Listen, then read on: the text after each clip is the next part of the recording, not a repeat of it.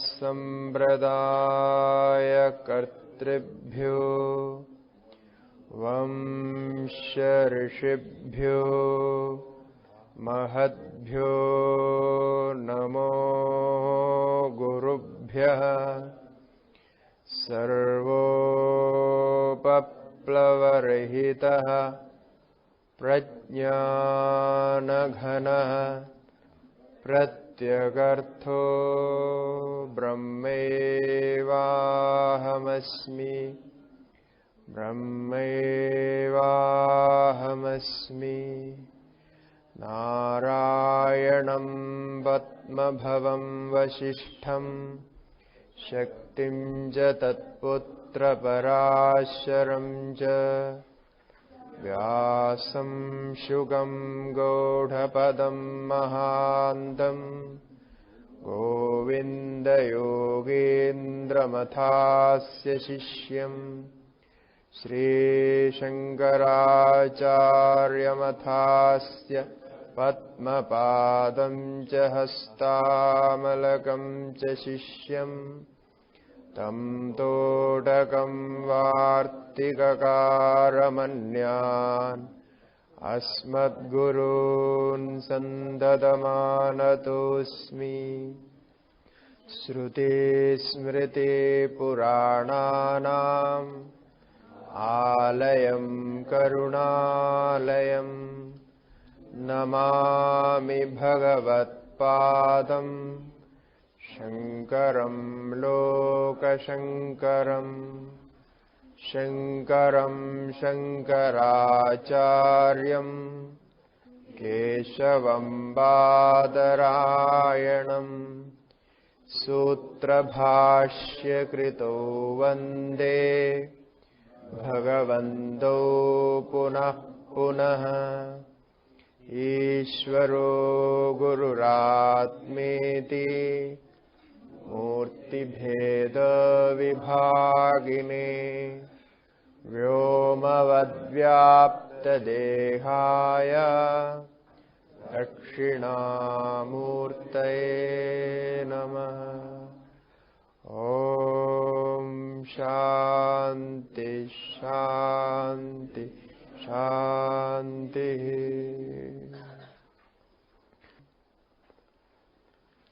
ओम नमो नारायणाय।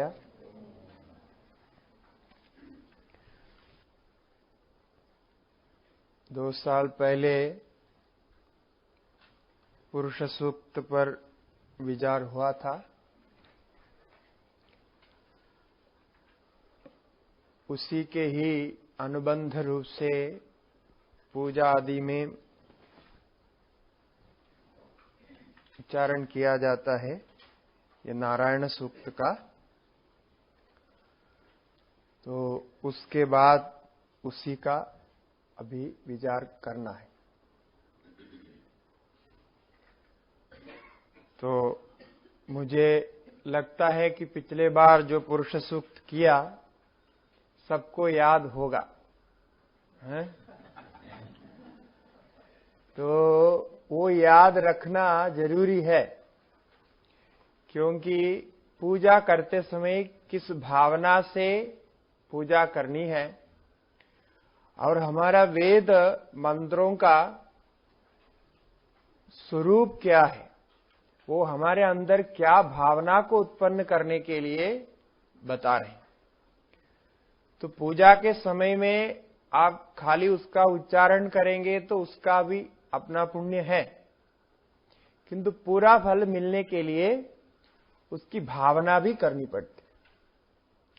तज्जब तदर्थ भावनम योग दर्शन में पतंजलि महर्षि कहते हैं कि जब के साथ उसके अर्थ भावना भी जरूरी है। अर्थ भावना होने से क्या होगा कि उस समय के हमारे मन के स्थिति बहुत ऊपर उठ जाएगी। तो खाली ये पूजा करते रहने से वो पूजा एक क्रिया रहेगी, उस समय हमारा मन में एक भक्ति भाव आएगा, किंतु ज्ञान के स्थिति में जाने के लिए ये तदर्थ भावन भी जरूरत है। जितने भी वैदिक मंत्र है, इनका अर्थ जानने के लिए जो प्रक्रिया है, उस प्रक्रिया के अनुसार जानना पड़ेगा। कि निरुक्तादि ग्रंथ है, निरुक्त में यास्काचार्य प्रथम अध्याय में भी बहुत विस्तार से ये सिद्ध करते हैं कि वैदिक मंत्रों का अर्थ ज्ञान कितना जरूरी है, तभी आपको भावना बन पाएगी। और भावना बनने पर जो आप कायिक पूजा कर रहे हैं, शरीर से जो पूजा हो रही है, उस पूजा का फल ब्रह्म ज्ञान तक पहुंच सकता है। नहीं तो क्या है, फल नहीं है ऐसी बात नहीं है। नहीं सोचना है पूजा का फल है ही नहीं, पूजा का फल है, तत्काल में है। वो भावना रहती है, भक्ति रहती है, उससे पुण्य होता है, सब कुछ है, ठीक है। किंतु एक आध्यात्मिक जिज्ञासु के लिए पूजा आदि कर्म ब्रह्म ज्ञान तक पहुंचाने वाला होना चाहिए, तभी तो प्रयोजन पूरा होगा। उसके लिए अर्थ ज्ञान के बिना संभव नहीं है। अब पुराने जमाने में अर्थ ज्ञान, वैदिक मंत्रों से जो मंत्रों का अर्थ ज्ञान गुरुकुल में भी होते थे। गुरुकुल में वेदाध्ययन काल में ही गुरुजी से अध्ययन करते हैं, तो वो भावना वहीं बन जाती है, तो उसी भावना से वो मंत्रोच्चारण करते थे। तो ऐसे ब्राह्मण होते थे, उनके ब्राह्मणों देवता मानते थे और वो ब्रह्मज्ञानी होते थे। उनको साक्षात्कार पर्यंत का ज्ञान होना ही था, क्योंकि वो भावना इसी कर रहे हैं। किंतु अभी वो लुप्त हो गया। एक तो वो परंपरा से अध्ययन नहीं हो रहा है, अध्ययन होने पर भी अर्थ ज्ञान सहित नहीं हो रहा है, केवल पूजा एक प्रक्रिया के लिए ही हो रहा है, इसलिए वो लुप्त हो गया। तो अभी हमें पिछले बार जब शांति मंत्र 2 साल पहले 4 साल पहले किया था शांति मंत्र, तो दश शांति मंत्र से लेके हम उसी विचार पर दश शांति मंत्र का अर्थ जाना, उसके बाद पुरुष सूक्त का अर्थ जाना। यदि पुरुष सूक्त का अर्थ कोई भूल गया हो तो फिर से उसको श्रवण करना है। अब शायद पिछले बार रिकॉर्ड भी किया था, यदि रिकॉर्ड है तो रिकॉर्ड लेकर के सुनना है फिर से। इसलिए सुनना है कि उसके साथ इसका संबंध है। पुरुष सूक्त तो हमने ये कहा था पुरुष सूक्त में कि वो चारों वेद में आता है। पुरुष सूक्त जितने सूक्त है वेदों में, उनमें सर्वश्रेष्ठ सूक्त पुरुष सूक्त को कहते हैं, क्योंकि वो चारों वेदों का अलग अलग स्वर से आता है। और ये जो नारायण सूक्त है, ये कृष्ण यजुर्वेद के तैत्तरीय आरण्यक में चतुर्थ प्रपाठक के रूप में आता है। कृष्ण यजुर्वेद के तैत्तरीय आरण्यक के चतुर्थ प्रपाठक ये नारायण सूक्त है। तो इसमें भी और पुरुष सूक्त में भी बहुत साम्यता है। वहां भी सहस्र शीर्षा पुरुषः, सहस्राक्ष सहस्रपात, वहां भी ऐसे ही शुरू होता है।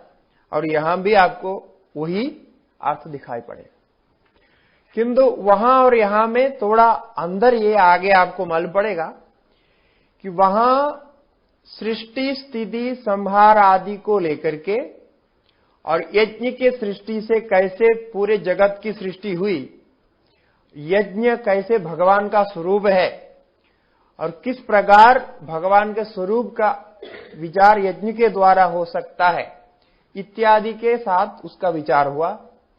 और ब्रह्मज्ञानी का जो फल है, ब्रह्मज्ञान होने के बाद जो फल वो प्राप्त करता है वो भी बताया। और ब्रह्मज्ञान का जो साक्षात साधन है ज्ञान, नान्य पंथा विद्यते नाया इत्यादि शब्द के द्वारा उस ज्ञान को भी बताया। किंतु यहां विशेष करके कुछ ध्यान की प्रक्रिया बताएंगे।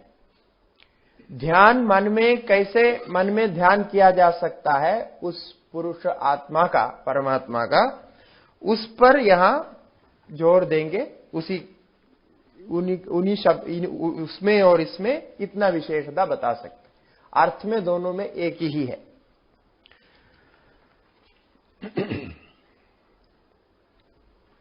सबसे पहले शांति मंत्र है, इसमें प्रसिद्ध शांति मंत्र ओम सहना भवतु सवीर्यं करवावहै तेजस्विनावधीतमस्तु मा विद्विषावहै ओम शांति शांति शांति। तो उस परमात्मा से प्रार्थना करते हैं शांति मंत्र में कि सहना भवतु। ये कृष्ण यजुर्वेद का शांति मंत्र है। वो परमात्मा गुरु और शिष्य हम दोनों को, वक्ता और श्रोता दोनों को साथ साथ में रक्षा करें। सहनौ भुनक्तु, और उससे जो फल प्राप्त होगा वो फल हम दोनों को बराबर मिले, सममात्रा में फल दोनों को मिले। सहवीर्यम करवावहै, और जो शक्ति इस वेद पाठ से अर्थ ज्ञान से प्राप्त होगी वो शक्ति भी हम दोनों को मिले। तेजस्विनावधीतमस्तु मा विद्विषावहै। अभी हम अध्ययन कर रहे हैं, ये अध्ययन किया हुआ जो ज्ञान है ये तेजस्वी हो, ये पूर्ण फल देने वाला हो। केवल अध्ययन किया, श्रवण किया, उसको वहीं तक रखा, बाद में भूल गया तो वो तेजस्वी नहीं हुआ। अध्ययन करने का प्रयोजन है स्वयं ज्ञान अर्जन के बाद उस ज्ञान को सुपात्रों में दिया जाना चाहिए, उस ज्ञान को जितना हो सके बांटना चाहिए। और ज्ञान में एक ऐसी विशेषता है, जितना ज्ञान को आप बांटेंगे उतना ज्ञान में दृढ़ता आएगी और ज्ञान दादा के पास उसकी वृद्धि होगी। ये ज्ञान का एक विशेषता है। इसलिए अध्ययन किया, बहुत लोग होते हैं अध्ययन बहुत किए हैं किंतु दो शब्द किसी को समझाते नहीं, दो शब्द किसी को बताते नहीं, तो वो तेजस्वी नहीं होते। तो विद्या उस व्यक्ति तक सीमित रहकर उस व्यक्ति के साथ वो नष्ट हो जाएगी, परंपरा टूट जाएगी। तो परंपरा को बनाए रखना आवश्यक है कि आप बहुत पूर्वकृत पुण्य से, प्रारब्ध से ही आपको संस्कृत अध्ययन करने का और वेद मंत्रों का अध्ययन करने का मौका मिलता है। सबको साधारण मिलता नहीं, और वो भी परंपरा से अध्ययन प्राप्त होना बहुत पुण्य की बात है। तो जब आपको प्रारब्ध से यथावत प्राप्त हो गया तो उसको दूसरे को, तीसरे को आगे देना आपका कर्तव्य होता है, तभी वो विद्या तेजस्वी होती है। तो स्वयं को जानने के बाद, स्वयं विद्या को प्राप्त करने के बाद दूसरे को विद्या दान करना उसकी तेजस्विता है, उसका पूर्ण फल प्राप्त हो। और दूसरी तेजस्विता विद्या की यह है कि श्रवण काल में आपको जब गुरु बता रहे हैं, सुनते हैं, तो आपको एक अनुभूति उस क्षण में होती है। वो आपकी महिमा से हो रही है ऐसा नहीं होता। कभी कभी वो जो गुरु है, वक्ता है, उनकी महिमा से, उनके प्रभाव से, वो उतने भाव से बोल रहे हैं, इसलिए तुरंत आप सुनने से आपके मन में एक भाव आता है। यद्यपि बिल्कुल कुपात्र हो तो नहीं हो सकता, पात्रता है, किंतु वो प्रभाव उस क्षण में वक्ता का, गुरु का ज्यादा होता है, श्रोता का कम होता है। क्योंकि वो बाद में श्रोता इधर से जाने के बाद भूल जाता है, उस पर उनकी निष्ठा नहीं बनती। यदि उस प्रकार के अनुभूति को लेकर के वो बाद में भी उसमें निष्ठा बना के रखेंगे तो वो श्रोता का गुण बता सकता है, वो श्रोता की विशेषता होगी। तो एक ज्ञान ऐसा होगा कि गुरु के साथ सुनने से आपके मन में अनुभूति के साथ कुछ लगा है, कुछ समझ में आया है, कुछ अंदर गया है, ऐसा लगेगा। एक परोक्ष ज्ञान होता है। जो बता रहे वो सही बता रहे। कई लोग पूछते हैं बहुत बढ़िया बताया, सही बताया, कि ये सही बताना, बढ़िया बताने का मतलब क्या होता है? जो सही है, बढ़िया है, उसको आप आचरण में लाना चाहिए, है ना। आप जो है दुकान में गया कपड़ा खरीदने, ठीक है, बहुत सारे कपड़े देख लिए, उसमें सबसे बढ़िया कपड़ा आपने चुन लिया, ये बोला कि ये सबसे बढ़िया है, इसके कपड़ा क्वालिटी भी ठीक है, कलर भी ठीक है, साइज भी ठीक है, हमारे लिए बिल्कुल ये बढ़िया है, बहुत अच्छा है। तो तुरंत क्या करते हैं? पैसा दे करके उसको खरीद को अपना लेते हैं। अब इतना ही बढ़िया है, सब अच्छा है करके छोड़ के आते हैं क्या? नहीं। तो वो कपड़ा को देखने से आपको लगा कि अच्छा है, बढ़िया है, ये हमारा होना चाहिए करके तुरंत आप उसको स्वीकार करते हैं, अपने जो उससे इस्तेमाल करना है उसको इस्तेमाल करते हैं। इसी प्रकार ये ज्ञान भी है। सत्संग सुनते समय अच्छा लग रहा है, इतने से छोड़ना नहीं चाहिए। वो यदि अच्छा लगेगा तो उसका अपनाने का प्रयास भी होना चाहिए। आप बोलते हैं अपनाने में हमको बहुत मुश्किल होता है, हम अपना नहीं पाते हैं, ये प्रॉब्लम, सो प्रॉब्लम, बहुत सारे प्रॉब्लम। अब वो देखिए, जो आपको असली में अपनाना होगा ना, आप सारे प्रॉब्लम को सॉल्व करके उसी को अपनाने के लिए रास्ता बनाएंगे। वही आप करते हैं जीवन में। जीवन में जो आपको कार्य करना होता है, वो कार्य के अनुकूल आप रास्ता बना लेते हैं। वो भगवान का देन है। भगवान ऐसा गुण आपके अंदर दिया हुआ है। आपको सत्संग में जाना क्या निश्चय हो गया तो उसके लिए टाइम बना देते हैं, क्योंकि वो जरूरी हो जाता है। ये जरूरी वाली बात बहुत इंपॉर्टेंट है। अब हम यहां सत्संग सुना रहे हैं, कल हम आपको कोई परीक्षा करने वाले नहीं है। अब परीक्षा करके कोई क्या है, तोहफा देने वाला भी नहीं है। तो मतलब ठीक है, वो अभी सत्संग अच्छा है, हम स्वीकार कर रहे हैं, ले रहे हैं, तो श्रोता है, कुछ मन में शांति होती है, सब कुछ ठीक है। ये ज्ञान को कहते हैं परोक्ष ज्ञान। जो श्रवण काल में कुछ ज्ञान हो गया किंतु उसको बराबर बना नहीं सके, ये श्रोता की कमी होती है। और वक्ता का जो वक्तव्य है वो स्पष्ट हो गया तो आपको कुछ न कुछ अनुभूति होगी, क्योंकि वो आपकी बात कर रहे हैं, दूसरे की बात नहीं कर रहे। आपकी बात कर रहे हैं तो आपको कुछ समझ में आ रही है, तो उसी को पूरा फायदा उठाना है। और ये जो परोक्ष ज्ञान हमको प्राप्त हो गया, अभी ये तेजस्वी नहीं है, खाली ज्ञान हुआ है। तेजस्वी होना है तो इसको आचरण में ला करके, धीरे धीरे आचरण में ला करके इसका अपरोक्ष अनुभूति उसको आत्मसात करना है। जो ज्ञान आत्मसात करने के योग्य है वो आत्मसात होगा, और जो ज्ञान आचरण में लाने योग्य है वो आचरण में होगा, और जो ज्ञान बुद्धि में रखने योग्य है वो खाली बुद्धि में रहेगा। तो इस प्रकार ज्ञान में भी अलग अलग स्तर है। जैसा आप भी अभी मैं वस्त्र के बारे में बोला, इसी प्रकार कोई भोजन के बारे में, अच्छा भोजन है, पौष्टिक आहार है, कोई सब्जी है, कोई फल है, किसी ने कहा ये बहुत पौष्टिक आहार है, आप लीजिए, तो ये लेने से आपको ऐसी ऐसी बीमारी ठीक हो जाएगी, ऐसे बोलते हैं ना। तो वो सुनने से क्या करते हैं, पहले ज्ञान हो जाता है, तुरंत जो है हम इसको लाते हैं और उसको खाते हैं, खाने के बाद उसका फल तुरंत लेते हैं। तो ये जो है आचरण में लाने लायक शब्द है। ऐसा ये ज्ञान तेजस्वी होना चाहिए। ये प्रार्थना शिष्य कर रहे हैं कि जो ज्ञान हमें यहां प्राप्त हुआ, ये ज्ञान हमारे लिए आत्म साक्षात्कार के योग्य होना चाहिए। ये बाद में हमें पूरा फल देना चाहिए। ये नहीं कि हम गुरुकुल से पढ़ के बाहर निकले और भूल जाए, नहीं होना चाहिए। और अंतिम में करते हैं, एक व्यावहारिक बात करते हैं कि मां विद्विषावहै। अभी हमने कहा कि गुरु और शिष्य में एक संबंध होता है, श्रोता और वक्ता में। ये संबंध मधुर हो तो वो मधुर संबंध से एक विनिमय होता है, ये एक प्रकार से शक्ति का, ये जो ज्ञान का आपस में लेन देन होता है।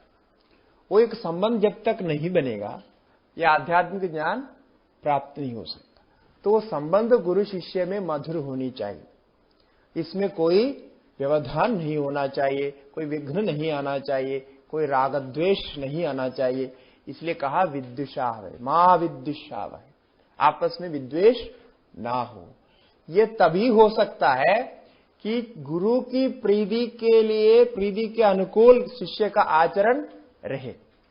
शिष्य के आचरण यदि गुरु प्रीति अनुकूल होता है तो वो गुरु का जो ज्ञान है वो शिष्य पर अपने आप प्रभाव डालता है। इसलिए पहले हमारे गुरुकुलों में जाने से वहां आचरण के लिए क्या बोलते हैं, सेवा करो, गुरु सेवा करो। भगवान कृष्ण ने भी ये अर्जुन को कहा, अभी जो ज्ञान मैं तुमको दे रहा हूं ना, ये तो वैसे फ्री में दे रहा हूं, अभी तो कोई सेवा नहीं की। अर्जुन ने यद्यपि शिष्यस्तेहम शाधिमाम त्वाम प्रपन्नम ये कहा, किंतु विधिवत गुरु की सेवा जैसी कोई सेवा अर्जुन ने कृष्ण की ओर किया नहीं। इसलिए उन्होंने कहा, ये जो ज्ञान मैं दे रहा हूं इसके जो साक्षात्कार पर्यंत आपको अनुभूति चाहिए तो क्या करना पड़ेगा, तद्विधि प्रणिपातेन परिप्रश्नेन सेवया, ये कहा। कई लोग ये प्रश्न किया कि ऐसा क्यों कहा, भगवान ने सारा उपदेश दिया और अंत में कृष्ण ने, अर्जुन ने ये भी कहा, नष्टो मोह स्मृतिर्लब्धत तत्प्रसादात् धनंजय मयाच्युता, ये भी बोला था, तो फिर क्यों कहा तद्विधि प्रणिपातेन। ये विधि बता रहे, इस ज्ञान के लिए ऐसे भी एक विशेष साधन की आवश्यकता है, गुरु सेवा करनी पड़ती है। गुरु सेवा से तृप्त होने से गुरु किसी भी मूर्ख को भी उनके प्रति प्रीति रहने से वो प्रीति वो ज्ञान को दिला देगी। ये एक साइकोलॉजी है, ऐसा हो जाता है कि अपने आप उसमें हो जाता है।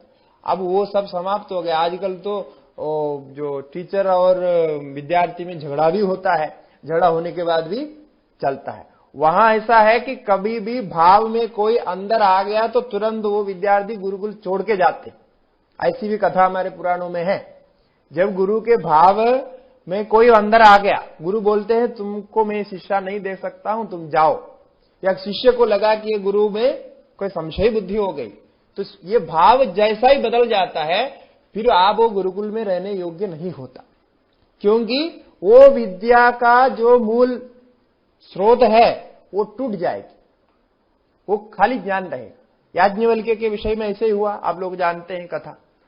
तो ये सब मन में रख करके ये शांति मंत्र का बहुत महत्व है कि मां विद्विषावहै, इसका विस्तार से अर्थ पहले भी बता चुके हैं। तो 3 प्रकार की शांति है, आध्यात्मिक, आदि भौतिक, आदि दैविक की शांति।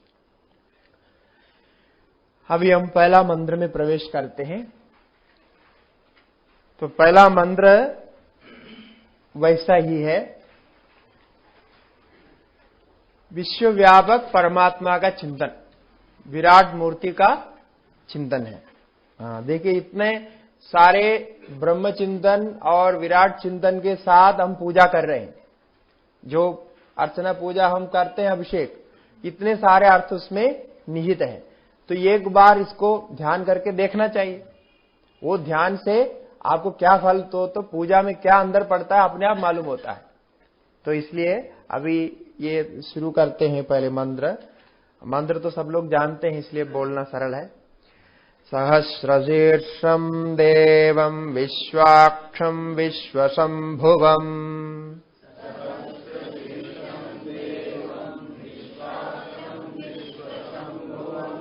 विश्वं नारायणं देवमक्षरं परमं पदम्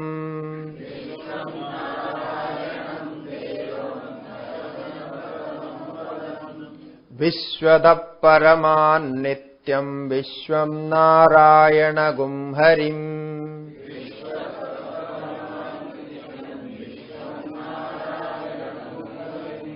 विश्वमेवेदं पुरुषस्तद्विश्वमुपजीवति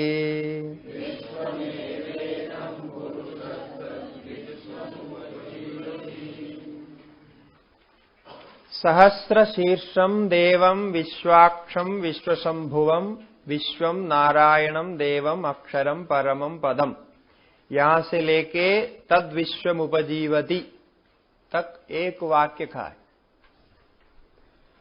तो इसमें एक जगह कोई पाठांतर हो सकता है, परमान नित्यम के जगह परमम नित्यम भी कहीं पाठ है। आपके इसमें क्या पाठ है? परमम नित्यम। हाँ, कहीं कहीं परमम नित्यम भी है।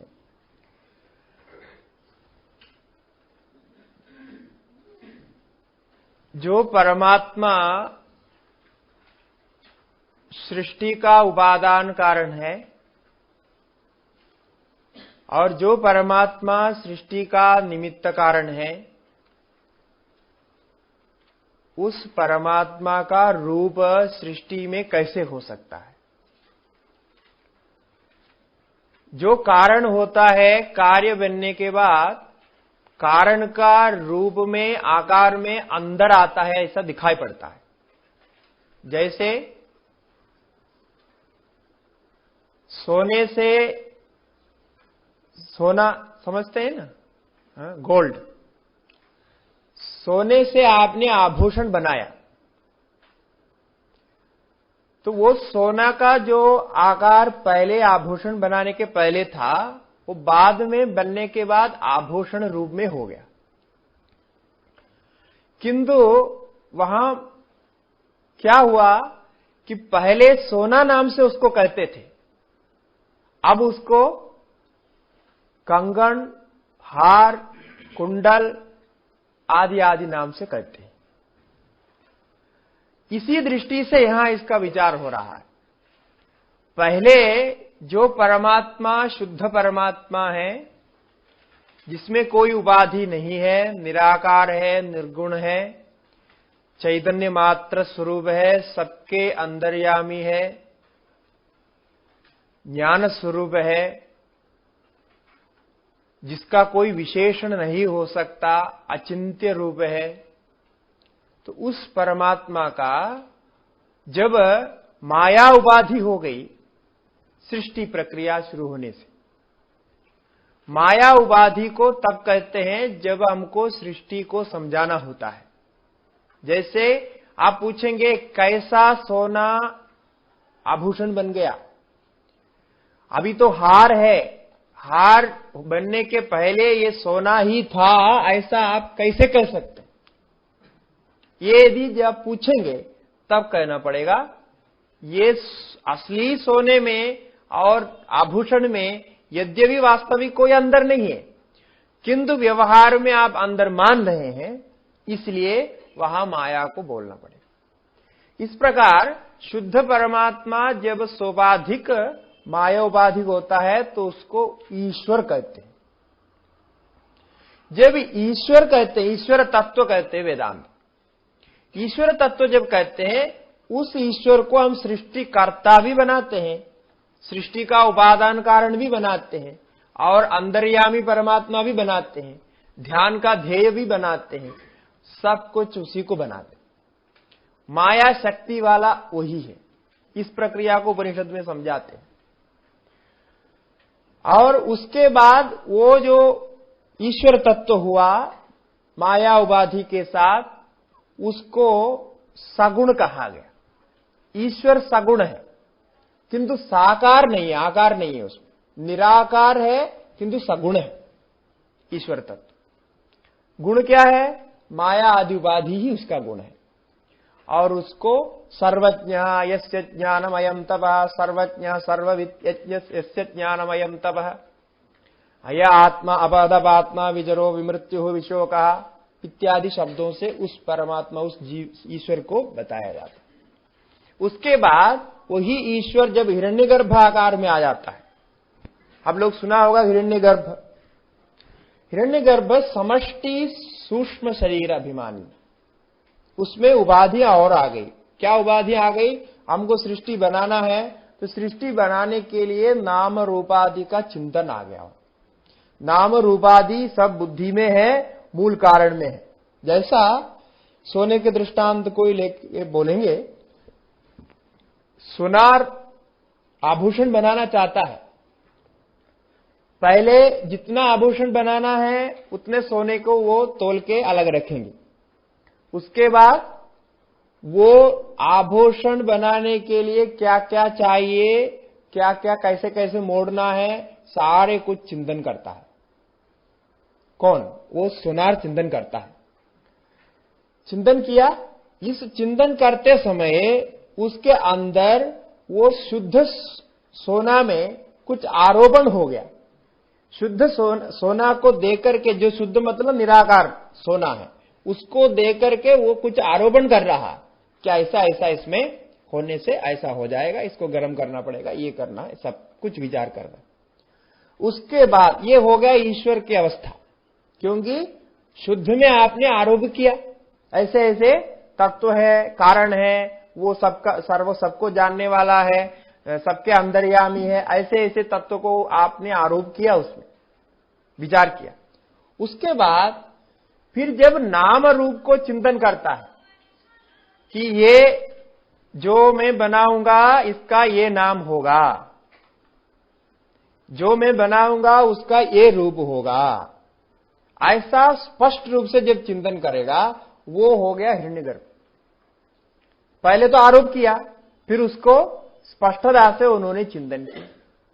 उसके बाद औजार लेकर के फिर उसको गर्म करके जैसा भी बनाना है मोल्ड में लाते हैं, फिर औजार से बनाते हैं, फिर उसको साफ करते हैं, उसका आकार दे देता है, तब वो विराट हो जाता है, वो आकार वहां प्रकट हो गया स्थूल रूप से।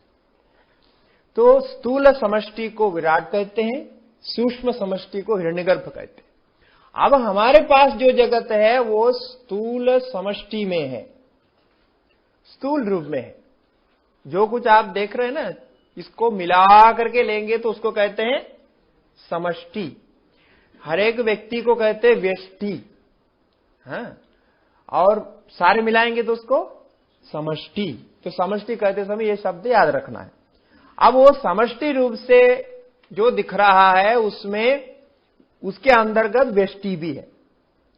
हम सारे समष्टि को एक साथ नहीं देख सकते, किंतु अब इधर 50 लोग बैठा है तो 50 लोगों की जो है दृष्टि आप एक साथ ले सकते, ये 50 समष्टि हो गई। अब वो समष्टि में आ गया ना, उसमें बहुत सारे सिर आ गया, बहुत सारे हाथ है, बहुत सारे पैर है, बहुत सारे छाती है, पेट है, सिर है, सब कुछ है। अब ये आप देख रहे हैं तो ये देख रहा है, तो ये वो परमात्मा कैसे हो गया ये बता रहे हैं। जो विराट से सृष्टि किया, उस सुनार ने वो आभूषण हार बनाया, कुंडल बनाया, कुंडल का आकार बना करके हार में छोटा छोटा जो है वो कण कण मिला करके वो जोड़ जोड़ करके, कितना मुश्किल होता है, सब कुछ जोड़ जोड़ करके वो एक ही सोना से उन्होंने ऐसा बनाया। अब आपको एक एक जोड़ दिखाई पड़ रहा है, एक एक गोल्ड दिखाई पड़ रहा है, एक एक दाने वहां दिखाई पड़ रहे हैं, तो ये आप देख रहे हैं तो आपको उस सोने का चिंतन आता है, नहीं आता है, मुश्किल है। आप इसकी गिनती करेंगे, इसका रूप देखेंगे, इसका आकार देखेंगे, इसलिए कहना पड़ेगा कि ये जो सहस्त्र सारे जो सिर दिखाई पड़ रहे हैं, सारे जो हाथ पैर दिखाई पड़ रहे हैं, ये वही है। ये जो कण कण सोने का दिखाई पड़ रहा है, ये जो धाने दिखाई पड़ रहे हैं सोने के, वही सोना है पहले वाला। तो इस दृष्टि से यहां चिंतन, मतलब सारे वेदांत का जो तत्व है उसको उन्होंने इस प्रकार से चिंतन करने को लाया, क्योंकि हमारी जो स्थिति है उससे ऊपर जाना पड़ेगा। अब खाली उधर का ही बोलते रहेंगे, उसका ज्ञान नहीं है, उसका ज्ञान हमको नहीं है। जिसका ज्ञान आपको नहीं है उसको कैसे प्राप्त करें, उसको समझाने पर आपको समझ में भी नहीं आएगा। तो इसलिए जो ज्ञान है उसको लेकर के आगे बताना है, तब समझ में आएगा। इसलिए उन्होंने कहा कि सारे सिर को ले लो। तो सिर को लेंगे तो कितने सिर को गिनेंगे, तो बोला सहस्र शीर्ष। जितने भी सिर इस दुनिया में है वो सारे, इस प्रपंच में जो सिर है, जितने सिर है वो सारे।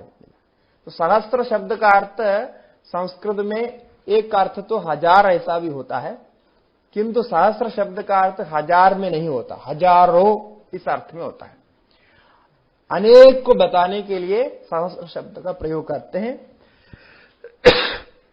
उसी अर्थ में यहां बोला है। तो 1000 सिर की कल्पना नहीं, जो जो सिर है वो उस भगवान के हैं। तो गीता के 10वें अध्याय में भगवान इसी रूप को दिखाने का प्रयास किया। वो अर्जुन इसी रूप को देखना चाहते थे, इस रूप में, इस भाव में वो स्थित होना चाहते थे, इसलिए वहां उस रूप को दिखाया। सहस्र शीर्षम देवम, द्योदनात् देवः। अब सहस्त्र सिर वाले जो भी सिर वाले हैं, अभी वो उस विराट के सिर है। वो अलग अलग व्यक्ति दिख रहे हैं कि वो विराट के ही वो व्यक्तित्व है, विराट के ही वो रूप है।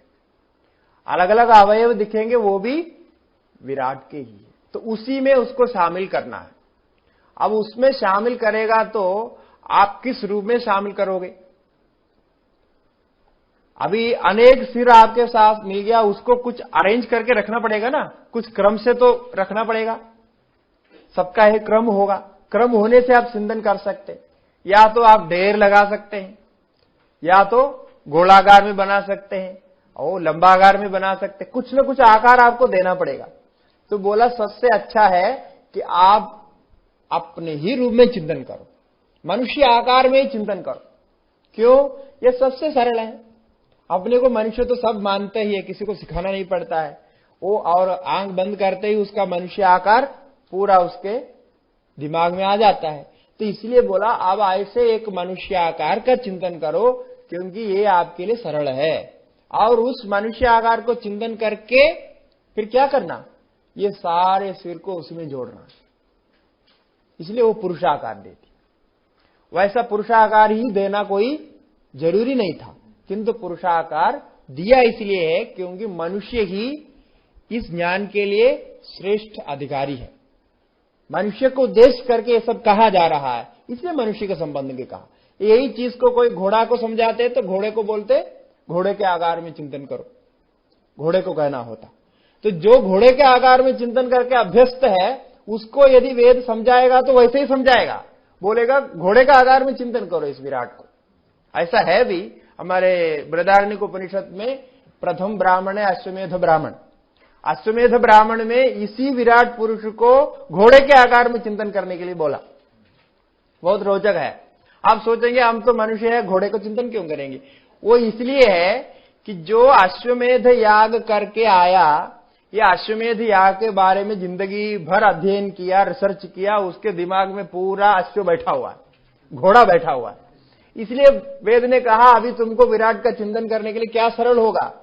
घोड़े का चिंतन सरल होगा, इसीलिए उस घोड़े का चिंतन करो।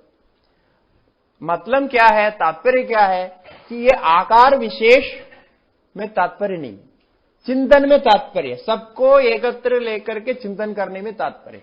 तो उस समय आपके मन में घोड़ा भरा हुआ है तो उसी का चिंतन सरल हो जाएगा। आप घोड़े को इतने बड़े मान रहे हैं, वैसा अभी हम अपने शरीर को इतने बड़े मान रहे, तो इसलिए आप इसी को चिंतन करो। तो इसलिए सिर कहा, और कुछ इसमें नहीं समझना है। सबको साथ में लेने के लिए, प्रपंच को एक आकार में लाने के लिए सहस्र शीर्षम देवम द्योदनात् देवा। द्योदन क्यों कहा? क्योंकि वो मनुष्यत्व अभिमानी नहीं है, वो व्यापकत्व अभिमानी है। जो व्यक्ति इस प्रकार सारे सिर को एक धड़ में मिला करके चिंतन करेगा, वो मनुष्यत्व अभिमान से ऊपर उठ सकता है। इसलिए वो देवम, द्योदन से सबके अंदर चैतन्य रूप से व्याप्त है, वो देव है। और विश्वाक्षम, विश्व सारे उसके अक्ष है।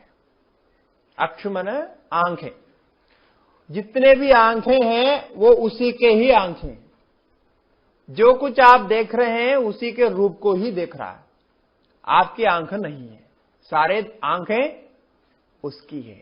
इसलिए विश्वाक्षम, बहुत सारे अक्ष जिसका है। सहस्त्र के जगह यहां विश्व शब्द का प्रयोग किया।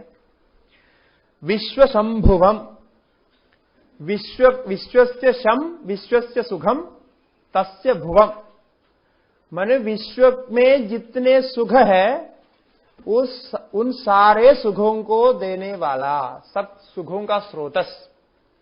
यहां अवयवों के विचार चल रहे हैं, इसलिए आपको सारे इंद्रिय सुखों को यहां लेना चाहिए, क्योंकि प्रकरण ऐसा चल रहा है।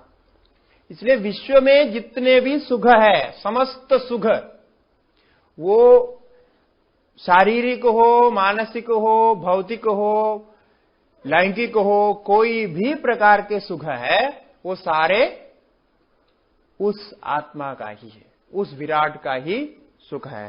तो इंद्रियों से होने वाले सुख भी उसका ही स्वरूप है। और वो कैसा है? विश्वम। अब उस नारायण को पूरे विश्व रूप में देखना है, उस आत्मा को विश्व के रूप में देखना है। आप विश्व के रूप में कैसे देखेंगे? विश्व को आपको चिंतन कर सकते हैं क्या? कोई वैज्ञानिक भी पूरा विश्व का चिंतन अपने मन में नहीं कर सकता है। फिर क्या करे? चिंतन कैसे करे? तो अब ये जो ध्यान प्रक्रिया आप अपना करके रोज अभ्यास करेंगे, बार बार इसका चिंतन करेंगे, तो आपके मन में हर एक सिर को देकर के, हर एक व्यक्ति को देकर के उसमें आत्मा को देखने की दृष्टि आएगी, उसमें एक अपनात्व आएगा। यह आएगा ना, वो आता है। जो दूसरे के लिए सोचता है, दूसरे को चिंतन करता है और दूसरे दुखों को समझता है, उसको भी ऐसा आता है कि दूसरे को देख करके अपनात्व भाव आएगा। ये एक ऊंची स्थिति होती है। वैसा ही चिंतन करेंगे तो किसी को भी देखेंगे तो ये समझ में आएगा ये भी उस आत्मा का ही सिर है, इस आत्मा का ही रूप है। ऐसा चिंतन आने पर आप हरेक में प्रत्यक्ष रूप से उस विराट भाव को देख सकते। इसलिए अंदर भी विराट भाव को देखने की प्रक्रिया वेदों में है और बाहर भी विराट भाव को देखने की प्रक्रिया है, दोनों है। इसलिए विश्वम, समस्त विश्व को लेकर के नारायणम, नारायण स्वरूप है ये विश्व। तो यहां नारायण कहते समय चतुर्भुज नारायण नहीं ले रहे, यहां तो विराट रूप नारायण को ले रहे। चतुर्भुज नारायण का जो रूप है वो भी व्यष्टि में आता है, समष्टि में नहीं आता है। समष्टि में जब लेगा तो चतुर्भुज नारायण भी इन सहस्र सिरों में एक सिर हो जाएगा, वो व्यष्टि का उसमें मिले, समष्टि में मिलेगा। इसलिए नारायण शब्द यद्यपि समष्टि व्यष्टि के लिए मिला के प्रयोग करते हैं, ये वेद की एक रहस्य प्रक्रिया है। वेद ऐसे शब्दों को प्रयोग करेंगे कि उसमें इतना अर्थ निहित रहता है कि यदि आप खोज करेंगे तो उसका पूरा ज्ञान होगा, खोज नहीं करेंगे तो वो बाहर रह जाए। अलग अलग शब्द नहीं कहा, नारायण आनंदशयाई भगवान भी है और विश्वव्यापक नारायण भी है। तो कैसे कैसे पता चलेगा? ये कोई ऐसे जिज्ञासु होगा जो नारायण नारायण नारायण नारायण नमो नारायण जब करते हुए कभी न कभी ये सोचेगा कि ये नारायण का वास्तविक अर्थ क्या है, क्या है ये नारायण। तो वो पहले तो आकार का चिंतन करेगा, आकार का चिंतन करने के बाद धीरे धीरे उसका अर्थ का चिंतन जब करेगा उसको समझ में आएगा वो नारायण सभी शरीर में व्याप्त रहता है। नरों में जो व्याप्त रहता है वही नारायण है। और नरों में, नरों माने प्राणी, सर्व प्राणी को लेना है, सभी प्राणी का जो अयन है, परम प्राप्ति स्थान है, वही नारायण है। और नराह आपह ऐसे भी है, नर को जल, नराह माने जल कहते हैं, जल में शयन करने वाला भी नारायण है। तो देखिए एक शब्द से इतने सारे अर्थ किए। ये संस्कृत भाषा की भी एक विशेषता है, यह अन्य भाषा में ऐसा नहीं हो सकता। संस्कृत भाषा में ऐसे धातुओं से ऐसे शब्द बनाते हैं कि आप एक शब्द से अनेक धातु बदल करके उसका अनेक अर्थ निकाल सकते, और ऐसे विचित्र शब्द बना देंगे, वो शब्द सुनने से जो अर्थ लगेगा उसका दूसरा अर्थ भी उसी में निहित रहता है। कभी एक अर्थ, दो अर्थ, तीन अर्थ, चार अर्थ, कितने अर्थ होते हैं। जैसे गौ शब्द का इसका उदाहरण है। गौ शब्द का बहुत सारे अर्थ है, वो बनता है गम धातु से, गम धातु से बनने वाला है। गच्छतीति गौहु इसका अर्थ है। जो चलता है वो गवाई है। ऐसा बोले तो चलने वाले सारे गाय हो जाएंगे, हम सब चलते हैं ना, सारे गाय होंगे, अर्थ तो उसका वही है, गच्छतीति गौहु।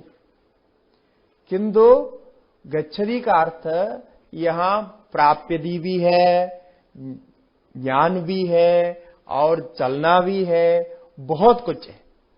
इसलिए गाय को भी गौ कहते हैं, पृथ्वी को भी गौ कहते हैं, क्योंकि पृथ्वी से भी बहुत कुछ हमें प्राप्त होता है, इसलिए पृथ्वी को भी गौ कहते हैं।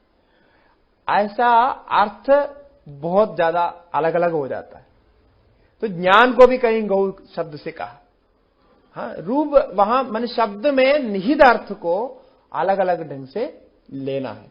इस प्रकार से सूक्ष्म विचार करेगा तो नारायण, इस यहां जो नारायण है, इस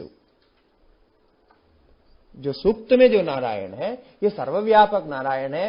विराट रूप में उस नारायण का चिंतन करना है। इसलिए भगवान ने भी विभूति योग में उस रूप को दिखाया कि मैं इतना ही हूं, रथ चलाने वाला सारथी हूं, इतना ही मत समझो कि मेरा असली रूप वही है। क्योंकि भगवान उस रूप में स्थित होने के कारण वो दिखा सकता है कि हम भी ऐसे दिखा सकते हैं। सबके अंदर वो विश्व रूप है, वो सबके अंदर वो विश्व रूप है, और वो विश्व रूप का ही एक व्यष्टि रूप आप है। तो आप उस समष्टि का चिंतन करेंगे तो उसका रूप आपके अंदर भी प्रकट हो सकता है। इसलिए वो नारायण होगा। देवम अक्षरम परमम पदम, देवता शब्द फिर आ गया। उसके बाद अक्षरम, इसका नाश कभी होता नहीं। न क्षरति इति अक्षरम, जिसका कभी नाश नहीं होता उसको अक्षर कहते हैं। तो वो अक्षर तत्व है, नित्य तत्व है। परमम पदम, सबके लिए प्राप्य है। परम पद, पद होता है प्राप्य स्थान। जैसा कोई वो प्यून है, काम करता है फैक्ट्री में, वो प्राप्त होना चाहता है, मैनेजर बनना चाहता है, बड़ा पोस्ट मिलना है उसको, है? तो बड़ा पोस्ट मिलेगा तो बड़ा पोस्ट मिलेगा, मिलते मिलते धीरे धीरे धीरे धीरे कहां तक जाएगा? हमारे भारत में तो राष्ट्रपति तक बन सकता है, वो परम पद है यहां भारत में। किंतु इतने से तृप्ति नहीं होती है। राष्ट्रपति बनने के बाद भी उसको रहता है और कोई पद है क्या, ढूंढता है। हाँ, तो वो ढूंढते ढूंढते जाएगा तो परम पद वही होगा जिसको प्राप्त करके यम प्राप्य न निवर्तन दे, जिसके प्राप्त करके फिर निवृत्ति नहीं होती, वो परम पद। वो परम पद भी ये नारायण है। तो देखिए अभी क्या क्या मिला दिया। जो व्यष्टि रूप के आपके सामने दिख रहा है उसको समष्टि कर दिया, और समष्टि करने के बाद ये कहा कि जो कुछ भी ज्ञान है, जो कुछ भी सुख है, सब कुछ उसका ही रूप है।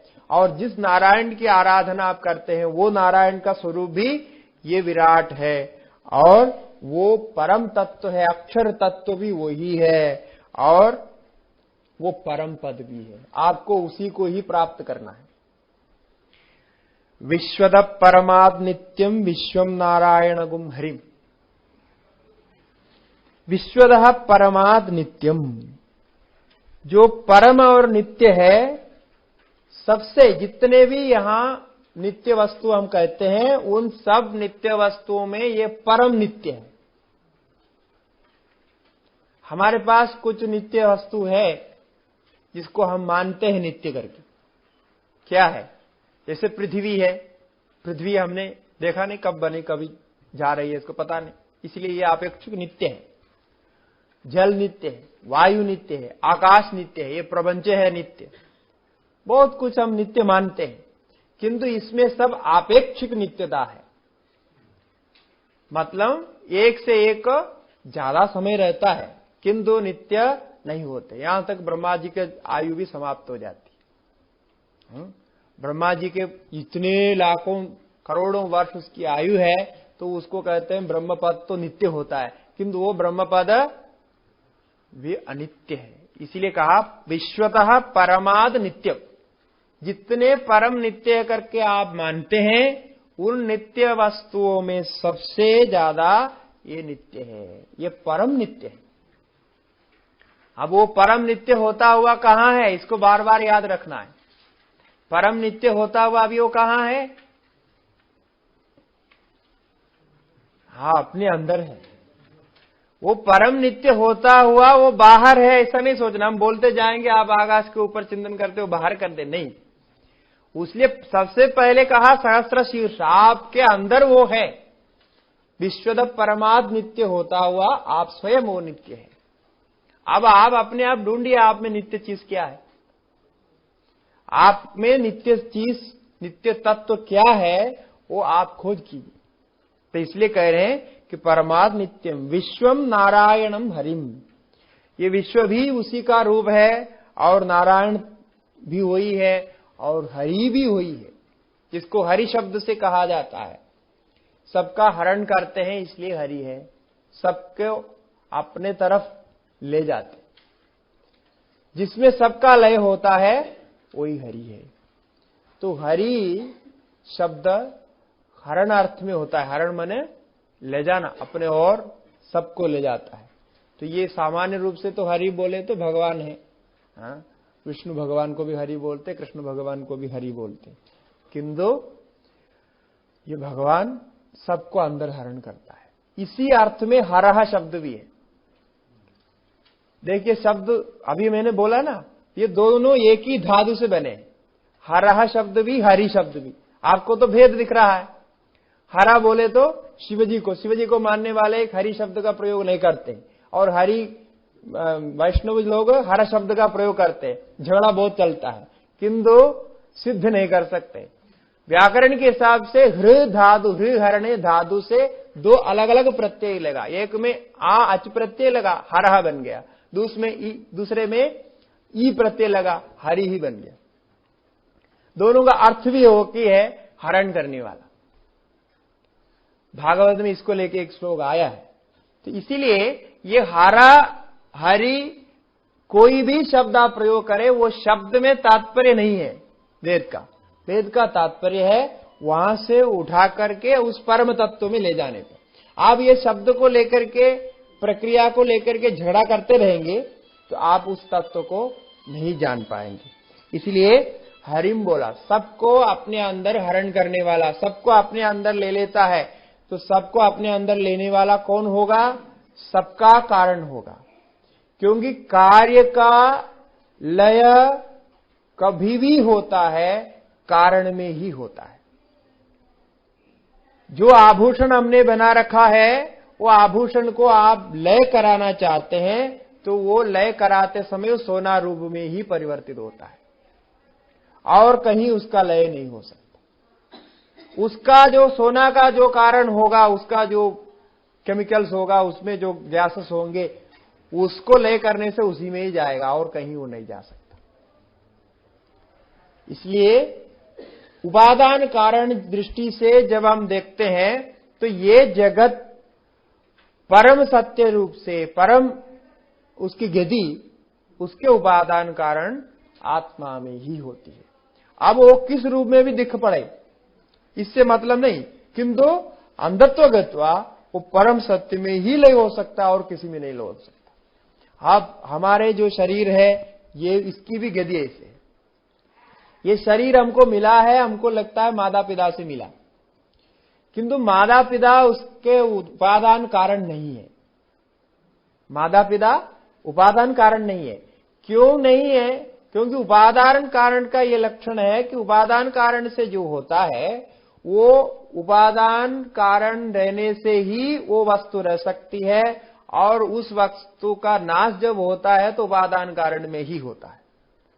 तो सृष्टि स्थिति लय दोनों उपादान कारण में होगा तो वो उपादान कारण। अब माता पिता में तो ऐसा होता नहीं। माता पिता तो एक यंत्र है उस तत्व को बनाने के लिए, उस पिंड को बनाने के लिए यंत्र है। उस यंत्र के अंदर तैयार करके बनाते हैं। हाँ, जैसा कुछ पकाना होगा ना, खिचड़ी पकाना होगा तो सब मिला के कुकर के अंदर डाल देते हैं, तैयार करके बाहर निकलता है। ऐसा ही होता है, एक मशीन है। तो दो अलग अलग बना करके उसको मिला करके भगवान उसमें सृजन करते हैं, और उसका उपादान तो पंचभूत है, उसका सीधा उपादान तो पंचभूत है, और पंचभूत का परम उपादान तो परमात्मा। इसलिए शरीर भी उस दृष्टि से, उपादान दृष्टि से परमात्मा स्वरूप। इसका भी जब लय होगा तो उसी में होगा, और ये प्रपंच का भी लय होगा इसमें होगा। और इस प्रकार के लय चिंतन करो तो भी परमात्मा ज्ञान होगा, सृष्टि चिंतन करो तो भी परमात्मा ज्ञान होगा, स्थिति चिंतन करो तो भी परमात्मा ज्ञान होगा। अब इससे सरल मार्ग क्या हो सकता है? बिल्कुल कथा कथा जैसे बता रहे हैं इससे भी आपको वेदांत का ज्ञान नहीं हो सकता, तो क्या कर सकते? श्रुति क्या कर सकती? इतने सरलता से बता, आप किसी भी प्रकार को, किसी भी वैज्ञानिक दृष्टि से, किसी भी दृष्टि से आप चिंतन करो, किंतु आप परम कारण तक जाओ, लास्ट इसको क्या होता है, वहां तक जाके देखो, तब आपको पता चलेगा कि इससे अलग ही चीज है, वो ही उसी में लय हो रहा। तो इसको परम पहले श्लोक में बहुत सुंदर समझाया। तो आज का समय यहां समाप्त हो रहे हैं।